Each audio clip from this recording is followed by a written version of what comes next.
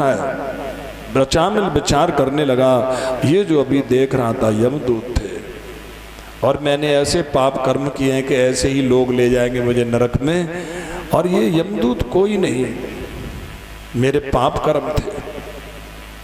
ये जो भगवान के दूत थे, जो भगवान के नाम की महिमा बता रहे थे, बिल्कुल सच्ची बात है। अगर मैं संतों में और भगवान का नाम लूँगा तो मैं इन पापों से, नरक से बच जाऊँगा। संत और भगवान का नाम दो ही बचाने वाले हैं बस। ये नारायण के दूत कोई नहीं। मेरा कोई पुण्य होगा, मेरा कोई भजन होगा, वो आड़े आ गया, क्योंकि जीव को न यमदूत दुख दे सकते हैं और न भगवान के दूत सुख दे सकते हैं। ये उसके कर्म ही है जो उसको सुख देते हैं, दुख देते हैं।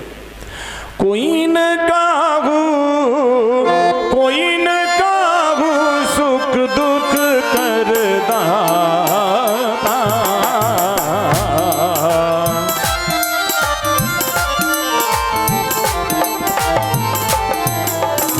कोई ना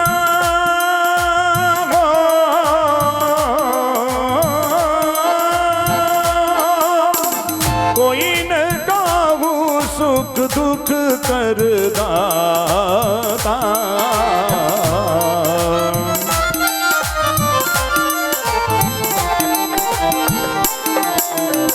निज कृत कर्म भोगे सुनि भ्राता,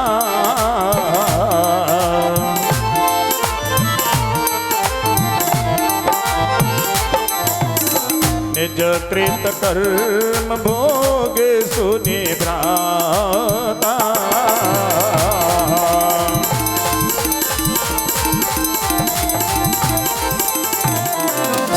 ये अपने कर्म ही है। पंडित था, पढ़ा लिखा था, विद्वान था, उसने उसकी सही कैलकुलेशन करी कि ये पाप कर्म है जो दुख देता है। वो स्त्री बन जाए, पुत्र बन जाए, गाय भैंस कोई भी बन करके, वो कर्म ही दुख देता है और कर्म ही अपना सुख देता है। इसलिए मैं ये पाप कर्म अब नहीं करूँगा, मैं संतों में रहूँगा और भगवान का नाम लूँगा बस। परीक्षित उसने ऐसा विचार करके घर को छोड़ दिया, हरिद्वार में पहुंच गया। वहां संतों के संग रहकर संत जैसा स्वभाव बनाया, गुरु मंत्र का जाप करके उसने बैकुंठ को प्राप्त किया। बोले श्री सदगुरुदेव भगवान की। तू अजा, अब मीन्स नहीं, जमाने जाता कहते हैं। अजन्मा ईश्वर है, प्रकृति है, अज्ञान है, जीव है, अविद्या है, बंधन है, ब्रह्म है, ये सब अजन्मा है। तो यहाँ अजामिल का अर्थ है जो अजन्मा जीव है। अजा मिल गया, माया में घुल गया, मिल गया। जीव माया में मिल जाता है। माया कौन सी? मन के स्वाद, मन के छल कपट राग द्वेष ईर्ष्या मत्सर मोह काम क्रोध लोभ, ये सब मन का कबाड़ा, मन का गंदगी, मन का पाप, इसमें फंस गया। फिर अजामिल, फिर इससे हट करके ब्रह्म से जा मिला, बैकुंठ को पहुंच गया, भगवान से मिल गया। जब ये मनमानी बातों में फंसता है तो माया में फंस जाता है, और मन को उलटता है तो भगवान से मिल जाता है। मन समुद्र का एक पुल है। अगर इधर आए तो दुनिया में गए और उधर गए तो भगवान में मिल गए। मन पुल है, just like a bridge to cross, not for make any building and stay. नहीं है कुछ मकान बनाने के लिए, न ठहरने के लिए, केवल पार करने के लिए। हरे रामा हरे रामा, रामा रामा हरे हरे, हरे रामा हरे रामा, रामा हरे हरे, हरे कृष्णा कृष्णा कृष्णा हरे हरे, हरे कृष्णा लेकिन हम मन में ही बिल्डिंग बनाते हैं, हम मन में ही घरौंदे बनाते हैं, हम मन में ही रिश्ते बनाते हैं, मन में ही दुनिया बनाते हैं। यही तो पागलपन है। तो उसने मन को मार करके संतों के संगति करके भगवान का नाम लेकर मोक्ष प्राप्त किया। तो आदमी ने अगर गलत काम किए हैं तो घबरा ही नहीं, छोड़ छोड़ करके संतों की संगति, भगवान का नाम ले, पाप न करने की प्रतिज्ञा कर, निश्चित नरक नहीं जाएगा, क्योंकि कर्म वाहन है। वाहन बदल दो, आपकी साइड बदल जाएगी। हरे रामा राम राम हरे हरे, हरे राम राम हरे हरे, हरे कृष्णा कृष्णा कृष्णा हरे हरे, कृष्णा हरे कृष्णा। ये बहुत सुंदर आपने कथा कही महाराज। मैंने आपसे बीच में ये कर्मों का प्रसंग छेड़ दिया था, बहुत सुंदर कहा आपने। अब आप वहीं से कथा कहिए जहाँ से आप छोड़ के बैठे हैं कि प्रचेताओं के पुत्र दक्ष प्रजापति हुए। वो जो दक्ष थे जिनका शंकर जी से झंझट हुआ वो ब्राह्मण थे, और ये जो दक्ष हैं ये क्षत्रिय हैं, क्योंकि चतुर्युगी जो होता है 43,20,000 वर्ष का होता है, जिसको चौकड़ी कहते हैं, और 1000 चौकड़ी का एक कल्प होता है। 1000 चौकड़ी के एक कल्प में 14 मनु होते हैं, और 14 मनुओं का जो समय होता है उसको मनवंतर काल कहते हैं। मनु का समय मनवंतर काल। उस मनवंतर में अलग अलग दक्ष होते हैं, अलग इंद्र होते हैं, अलग सप्तर्षि होते हैं, अलग भगवान के नाम होते हैं, अलग भगवान के अवतार हो, सब अलग अलग होता है। वो दूसरे मनवंतर की बात है जिसमें ब्राह्मण थे दक्ष। ये दूसरे मनवंतर की बात है कि इसमें क्षत्रिय हैं दक्ष।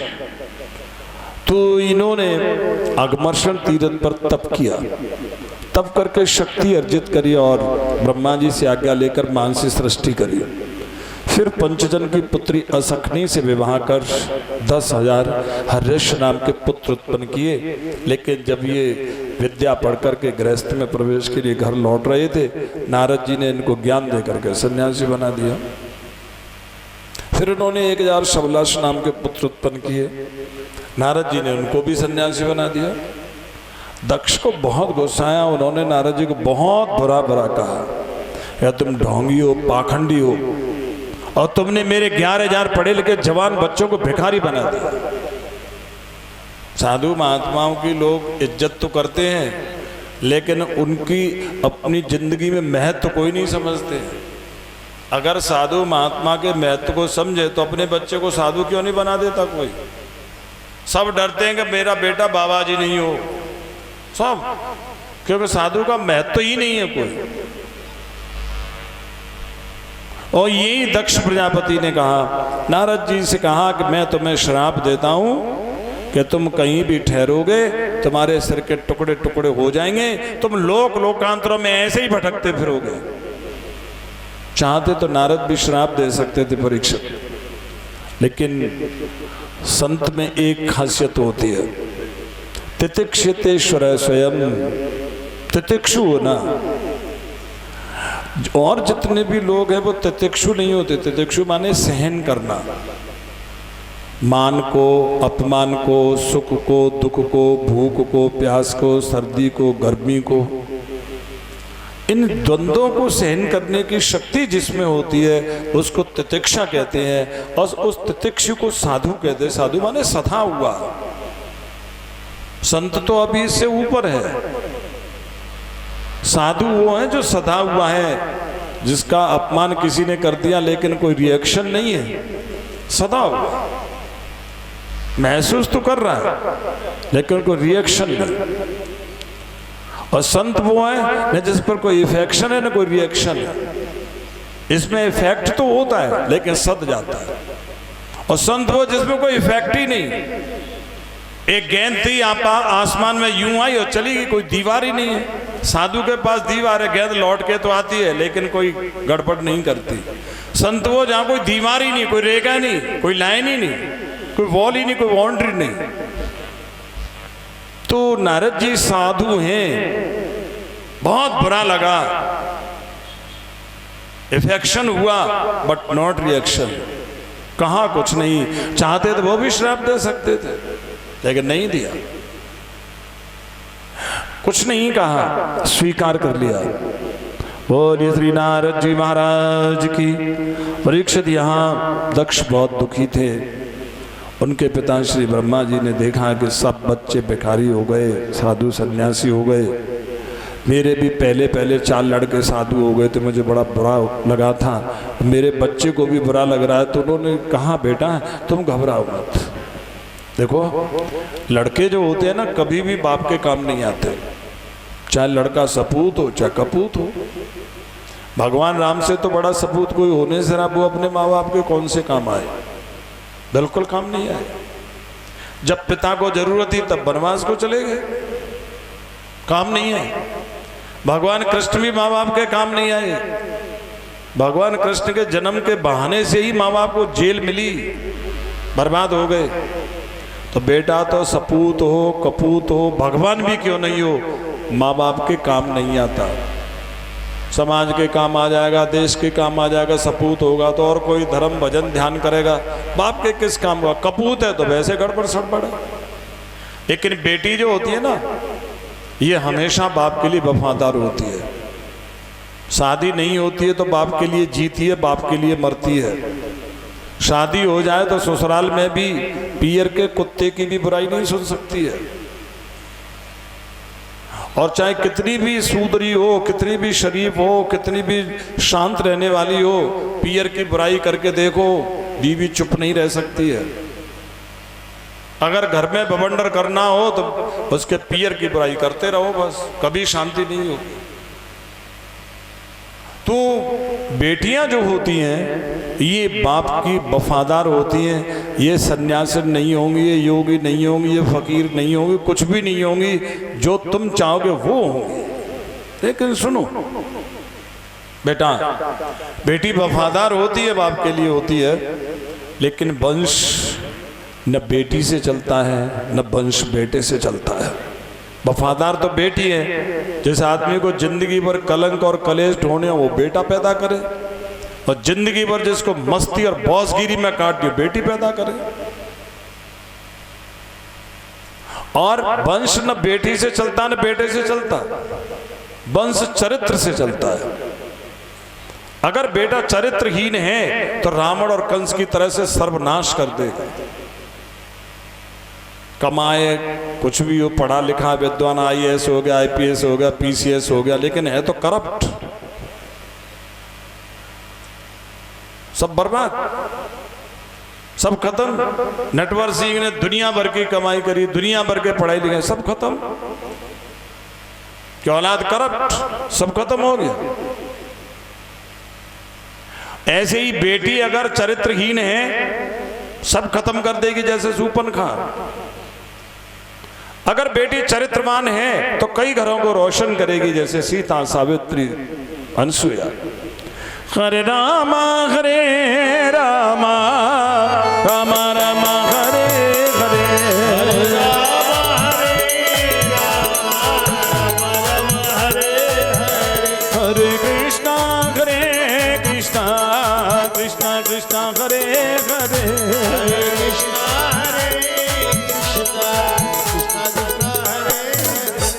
बेटा बेटी पैदा करो, लेकिन चरित्रवान कन्या पैदा करो। तो उन्होंने 60 कन्या उत्पन्न करी परीक्षित। उनमें से उन्होंने 10 कन्याएं धर्म को ब्याई, 13 कश्यप को, 27 चंद्रमा को, 2 भूत को, 2 अंगरा को, 2 कृशाश को, शेष तारक्ष नामधारी कश्यप को ब्याई। इनकी संतान हुई, जैसे वंश परंपरा आगे बढ़ी।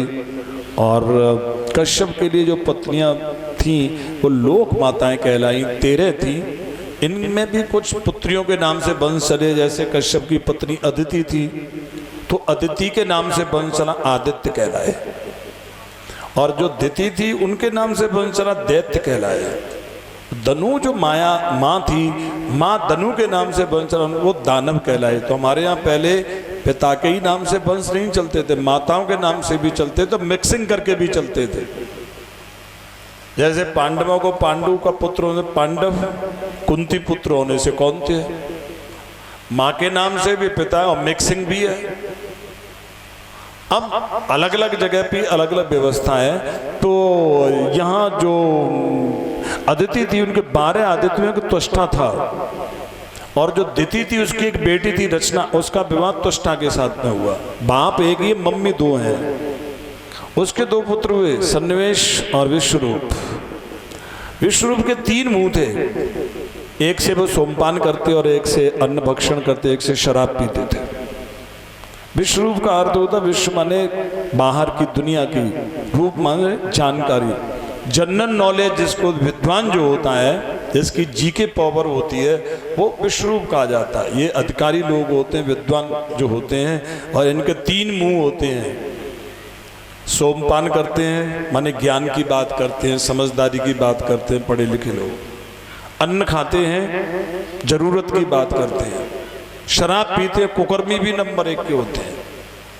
IAS PCS 5 स्टार होटल में जाकर के क्या करते हैं, उसको धर्मशाला में करके नहीं कर सकते कोई काम, मंदिर में नहीं कर सकते, किसी घर में नहीं जा सकते, गाँव में नहीं जा सकते। 5 होटल में ही जा रहे तो ढाबे पे चले जाओ, हल्के फुल्के वैसे बिना स्टार के होटल पे चले जाओ, खाना खाना बढ़िया। 5 स्टार या 7 स्टार में क्यों जाते हैं, स्टार्स में क्यों जाते हैं? स्टार्स में जाते हैं वहां नंगे होकर के मनमानी करने के लिए। जो भी आदमी 5 स्टार होटल में जाता है वो जानवर की तरह से नंगा होकर के मनमानी करता है, और पैसे इसलिए खर्च करते हैं कि बाहर IAS PCS ही बने रहें और भीतर ढोर की तरह से, जंगल की तरह से कुछ भी करें। जो भी 5 स्टार में जाता है वो चरित्रहीन आदमी होता है। हरे रामा रामा रामा रामा हरे हरे,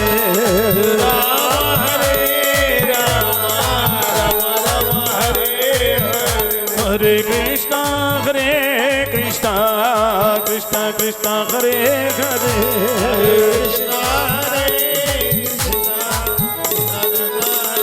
एक बार बृहस्पति गुरु के आने पर इंद्र खड़े नहीं हुए तो वो नाराज हो गए, और गुरु के नाराज होने पर देवताओं से दैत्यों ने स्वर्ग छीन लिया। यहाँ ब्रह्मा जी के कहने पर गुरु जी नहीं माने तो इंद्र ने इन विश्वरूप को ही पुरोहित बना लिया। तो इन्होंने देवताओं को नारायण कवच की शिक्षा दीक्षा दी, और देवताओं ने ही राजा परीक्षित नारायण कवच के द्वारा स्वर्ग को जीत लिया, दैत्यों को भगा दिया। अब देवता जीत तो गए, लेकिन विश्वरूप सोमपान करते हैं, अन्न खाते हैं, शराब पीते हैं। और शराब कोई तुम साधु महात्माओं के साथ तो पियोगे नहीं, श्लोक मंत्र बोल करके कोई भले काम तो करोगे नहीं। शराब पियोगे तो लोफरों में पियोगे, लोफरगिरी करोगे। चाहे तुम जज हो, चाहे मुख्यमंत्री हो, और चाहे कोई भी हो, शराब पी रहे हो तो लोफर हो, गिरे हुए आदमी हो, क्योंकि शराब से घटिया चीज कोई दुनिया में नहीं है। तो शराब पी रहा है आदमी, इंद्र ने देख लिया कि ये शराब पी रहे हैं तो ये खुद ही नरक जाएंगे, हमें कहाँ बैकुंठ ले जाएंगे, हमारे पुरखों को कैसे बैकुंठ ले जाएंगे। इनसे हम श्राद्ध करवाएं, पिंडदान करवाएं, हवन करवाएं, यज्ञ करवाएं, पूजा पाठ करवाएं, ये कुकर्मी तो खुद नरक जाकर के हमारे सारे दान पुण्य को भी सब नरक में ले जाएंगे। इसलिए ऐसे पुरोहित को तो मार देना चाहिए। मैं नहीं कह रहा हूं, भागवत कह रहे हैं। उन्होंने उस पाखंडी पुरोहित को मार दिया। हरे रामा रामा रामा रामा हरे हरे,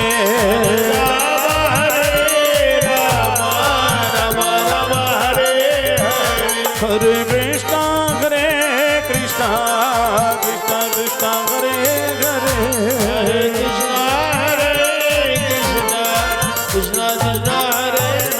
लेकिन वो उसकी ब्रह्म हत्या उसके पीछे लग गई। हमारे यहाँ एक सिद्धांत आगम में बहुत प्यारा सिद्धांत है, वो इसको प्रवर्ग कहते हैं। प्रवर्ग का अर्थ होता है वेदांत की भाषा में उसको लेश। जैसे कोई चीज तो खत्म हो गई लेकिन वो कुछ छोड़ जाती है। जैसे विज्ञान कहता है कि कोई भी चीज नष्ट नहीं होती है, केवल उसका रूपांतरण होता है, बदल जाती है। और यहाँ आगम कहता है कि वो चीज भले ही खत्म हो जाए लेकिन वो कोई चीज छोड़ जाती है, इसको प्रवर्ग कहते हैं। वो प्रवर्ग उसका फल रिजल्ट होता है, इफेक्ट बहुत खतरनाक चीज होती है। जैसे आपने रात को नाच गान देखा, नाच गान खत्म हो गया, वो महफिल खत्म हो गई, वो रात खत्म हो गई, लेकिन उसकी कोई चीज जिंदगी भर तुम्हारे दिल दिमाग में बनी रहेगी। ये प्रवर्ग है जो खत्म नहीं होता। वो प्रवर्ग, उसको यहाँ ब्रह्म हत्या, क्योंकि गुरु की हत्या करी तो ब्रह्म हत्या लग गई। जैसे कोई आदमी गलत काम कर दे, उससे दूर हो जाए, लेकिन वो परछाई उसके दिल दिमाग का पीछा नहीं छोड़ती। ये जो परछाइयाँ होती हैं यही आदमी के जीवन को प्रभावित करती हैं। इसलिए कोई ऐसा काम नहीं करना चाहिए जिससे जीवन खराब हो। मन मानिए, मन में गड़बड़ी आ रही है तो मन को मार लो, लेकिन मन के हिसाब से कोई कदम मत उठाना भाई। जो गुरु और शास्त्र मना करते हो उस काम को मत करना। समाज जिसको मना करता मत करना, चाहे तुम्हें कितना भी जरूरी लग रहा, अगर तुम करते हो तो इंद्र जैसी ब्रह्म हत्या पीछा तुम्हारा नहीं छोड़ेगी। और उन्होंने उसको 4 अंशों में बांट दिया। 1/4 अंश उन्होंने पृथ्वी को दिया, कहा कि तेरे ऊंचे नीचे खड्ड अपने आप समतल हो जाएंगे।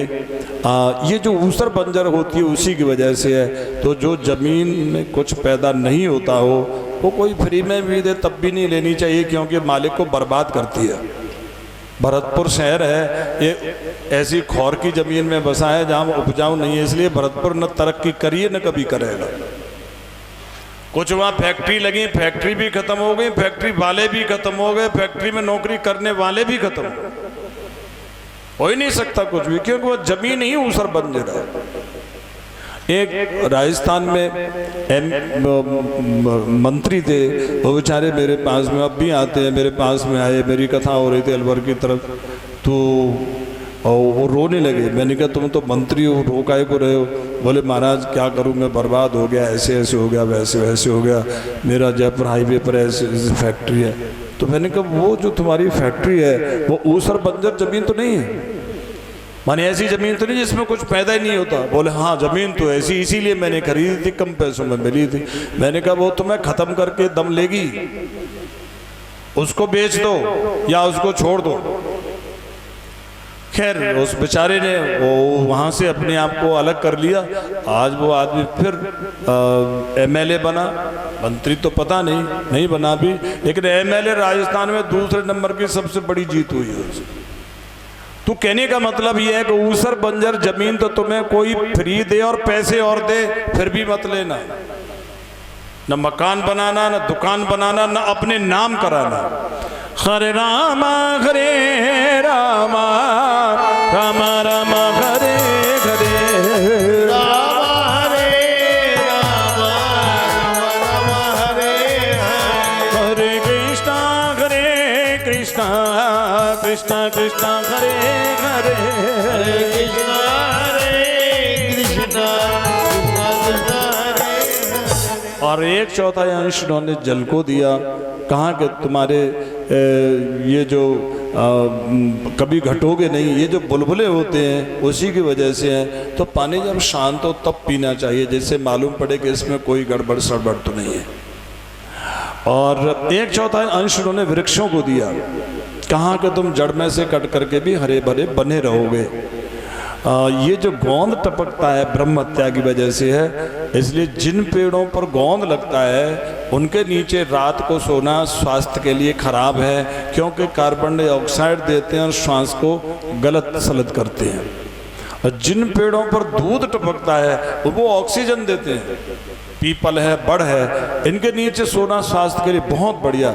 इसलिए साधु महात्मा आश्रम में पीपल बड़ी तो लगाते थे, जिससे श्वास क्रिया सही रहे, प्राणायाम सही रहे। श्वास सही होगा तो ध्यान सही होगा, ध्यान सही होगा तो साधु सही होगा। 1/4 अंश जो बचा उन्होंने बहू बेटियों को दिया। कहा कि तुम्हारी सहवास की शक्ति कमजोर नहीं होगी, जो मासिक स्राव होता है उसी की वजह से। तो जब ये मासिक स्राव होता है, इनके शरीर में से जहरीली किरणें निकलती हैं, आंखों में से जहरीली किरणें निकलती हैं। तो रजस्वला हो 5 दिन तक उसके हाथ का दिया हुआ छुआ हुआ भोजन पानी ग्रहण करने से बुद्धि और शरीर दोनों दिक्कत में होते हैं, दोनों को रोग लगता है। जब द्रौपदी रजस्वला थी, जब उनका चीरहरण किया गया, दुशासन ने हाथ लगाया तो फिजिकली खत्म हो गया, आंखें मिलाई तो साइकोलॉजिकली खत्म हो गया। इमी को पंत पग, इमी को पंत पग देत गणेशा।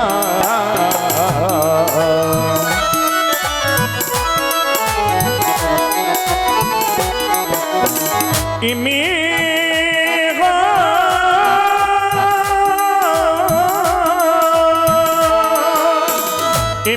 पंथ पग भेत खगेसा।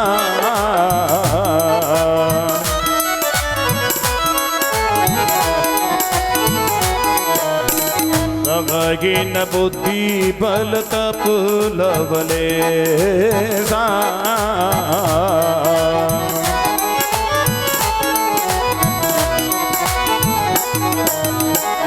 खगीन बुद्धि बल तप लवलेसा।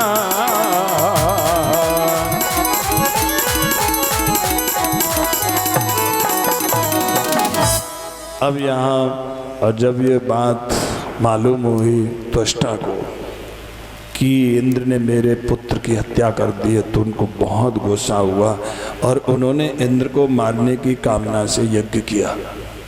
यज्ञ दो तरह के होते हैं, एक औपचारिक यज्ञ होता है, एक पारमार्थिक यज्ञ होता है, एक लौकिक यज्ञ होता है। तो औपचारिक जो कर्म है ये तामसी कर्म है, संतों को नहीं करना चाहिए, सज्जनों को नहीं करना चाहिए, इसको करना ही नहीं चाहिए। क्योंकि औपचार कर्म जो होता है उसमें ऐसे कहते हैं ना कि मैं खट कर्म, हठयोग में भी 6 कर्म होते हैं और इस औपचार में भी 6 कर्म होते हैं। किसी को मारना, किसी को लड़वाना, किसी की बुद्धि का उच्चाटन करना, किसी को वशीकरण करना, किसी को मोहित करना, 6 कर्म है। ये 6 गलत है। हवन में मंत्र में ऐसी शक्ति होती है, अपने वश में किया जा सकता है, बुद्धि का उच्चाटन किया जा सकता है, उसको वहां से दोनों में आपस में झगड़ा किया जा सकता है, सम्मोहन आपस में एक दूसरे के शत्रु ये हैं, उसकी हत्या कराई जा सकती है हवन से, मंत्र से। लेकिन शास्त्र में स्पष्ट निर्देश है कि विद्वान पुरुष अपने जीवन की कल्याण करने वाला औपचारिक कर्म नहीं करे। हरे रामा रामा रामा रामा हरे हरे, हरे रामा रामा हरे हरे, हरे कृष्णा कृष्णा कृष्णा हरे हरे, हरे कृष्णा कृष्णा कृष्णा हरे हरे। एक हमारे यहाँ